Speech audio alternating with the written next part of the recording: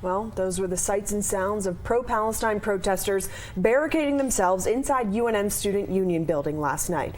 Protesters said they would not leave until UNM divested from Israel. Hours later, state police cleared the building out and 16 people left in handcuffs. We've got team coverage on this tonight. Tamara Lopez found out how the university is responding to last night's protest. But we're starting with Spencer Schott tonight. Spencer, walk us through last night because it started peacefully. It did, Tessa. Julie, for the last 10 days, there has been like an ongoing protest here at the duck pond at the University of New Mexico. But last night, a handful of students actually went into the Student Union building and they turned this camp out into a sit-in.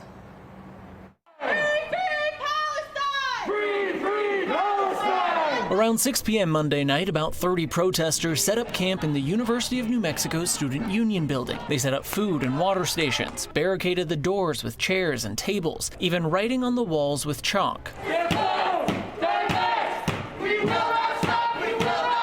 Calling for a free Palestine and for the university to divest from Israel. Me personally, what I'm here for is I want all the money the university has invested into Israel, any sort of relation with like Israeli scholarships or anything like that. I want it to immediately be pulled from the university.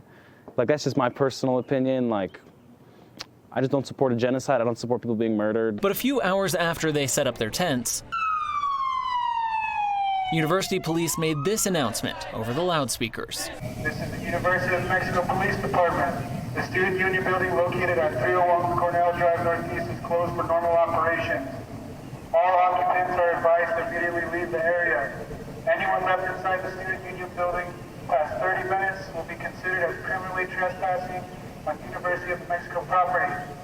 This is a criminal act. The 30-minute window came and went, and around 3 a.m., more than 30 state police officers were able to enter the building despite the barricades. Came up, snuck in through the loading dock, went up to the 3rd floor, dropped down to the 2nd floor. Decked out in riot gear, the state police officers started marching towards the peaceful protesters. They came in full riot gear with their batons out, and they stood around for like 10 minutes, arrested some of our comrades, trampled over tents, trampled over tons of donated stuff that the community brought out for us. KOB4 was in the building and captured moments like this, showing the officers shoving a protester who was playing their guitar, and other officers tearing a tent out of the hands of another protester. That protester was later tackled and arrested. They pushed one of our comrades into a table, telling them to leave, to get out, while trapping and isolating them. In total, 16 people were arrested Tuesday morning, all charged with criminal trespassing and wrongful use of public property.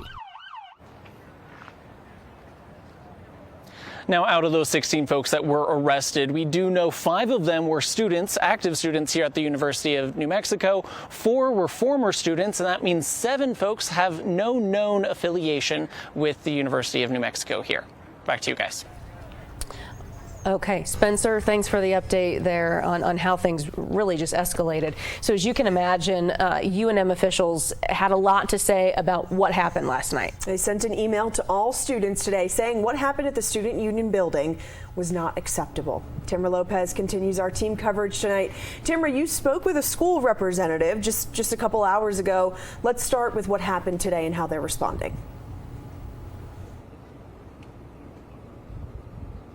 Well, today the Student Union building remains closed. We learned because of all the damage that happened last night with the protesters inside. The UNM rep says that furniture was used to barricade the doors with the protesters that got damaged as well as chalk messages that were written on the sub walls inside. So again, KOB was the only TV station inside at the time when the SWAT team showed up last night, and that was a New Mexico State Police SWAT team that showed up to clear the protesters out.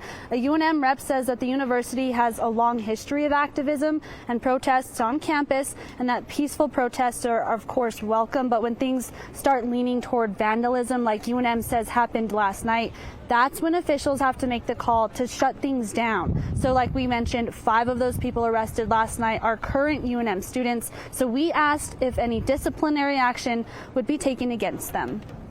For the students, there is also the possibility that they will then have allegations forwarded to the Dean of Students office. So our Dean of Students deals with any violations of the student code of conduct. And so they would investigate that, and any disciplinary action would come out of that office.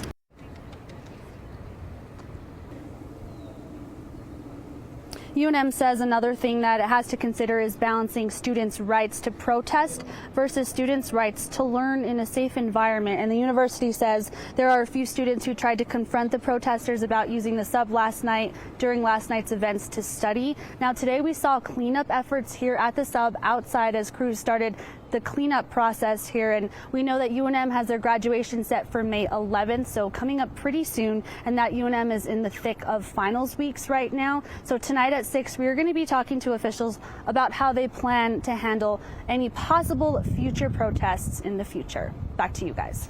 All right, Tamara, thanks for the update. Far from over while a lot of stuff is going on campus. And of course, it's not just UNM. Pro-Palestinian protesters stormed a building at Columbia University in New York last night, escalating the tension. School leaders there started suspending students, threatening expulsion, and telling students to just stay away from the school. Roughly 1,200 demonstrators have been arrested across the country as universities step up efforts to clear encampments. We're staying here. We are not leaving until our demands for disclosure and divestment. The demonstrations have varied from campus to campus, though. For instance, at the University of Florida, one person was charged after spitting on a police officer. Demonstrations at other universities like Yale ended peacefully.